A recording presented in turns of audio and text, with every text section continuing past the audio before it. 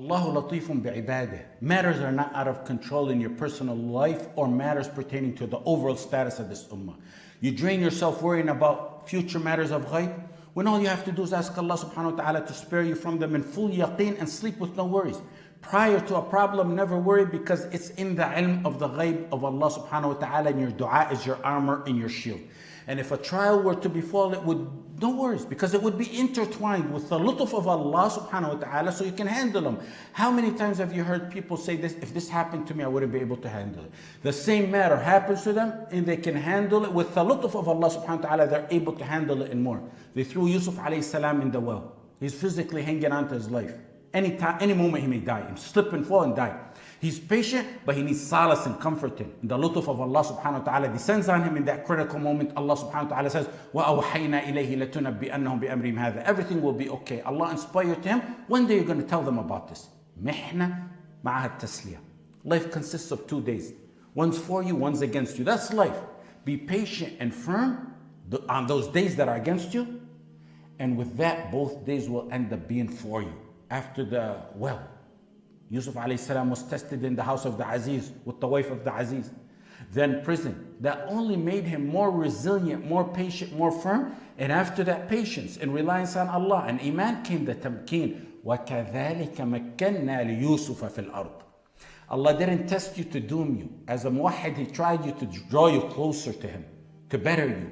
He tested you to purify you and purify the ranks from impurities. Like gold needs heating to purify it. Keep the mention of Allah fresh on your tongue and hold fast onto the rope of Allah. وَاعْتَصِمُوا بِحَبْلِ اللَّهِ جَمِيعًا وَلَا تَفَرَّقُوا وَاعْتَصِمُوا بِاللَّهِ هُوَ مَوْلَاكُمْ فَنِعْمَ الْمَوْلَى وَنِعْمَ النَّصِيرُ. Notice the slight difference between those two very similar verses. One says, hold firmly onto the rope of Allah.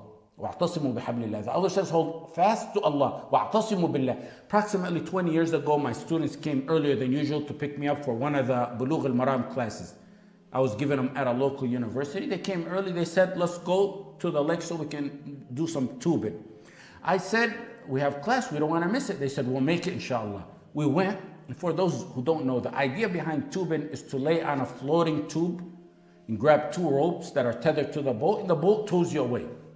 To make it fun and exciting, the driver may speed and swerve so that the person holding on the rope slips off, and they go around and pick him up. Sometimes they compete who holds on longer. They said, Sheikh, it's your turn. It's a deep lake with no shore in sight. I said, I don't know how to swim. They said, if you slip, just try your best to stay afloat for 30 seconds. We'll come back around and get you. It's my students, and I'm sure back then they didn't want me dead.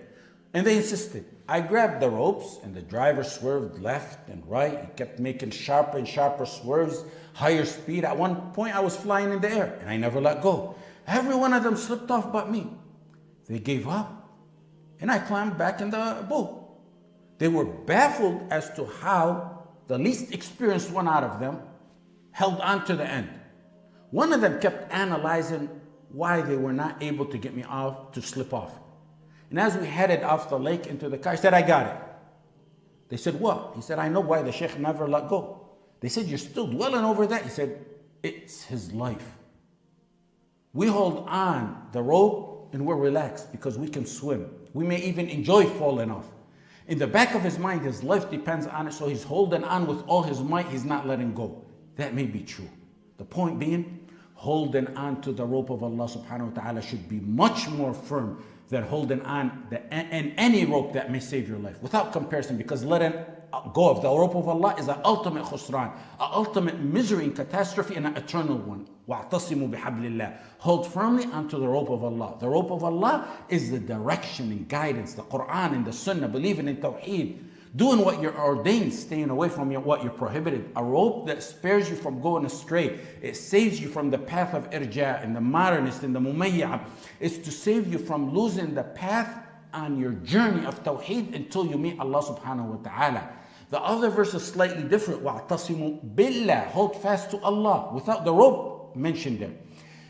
That's the protection, the power, the weaponry, the armor that you need on this path. Like what? Like tawakkul and sabr and dua and istighatha and refuge. What you need in difficult times. وَاعْتَصِمُوا بِاللَّهِ is knowing He will save you no matter how high the currents are.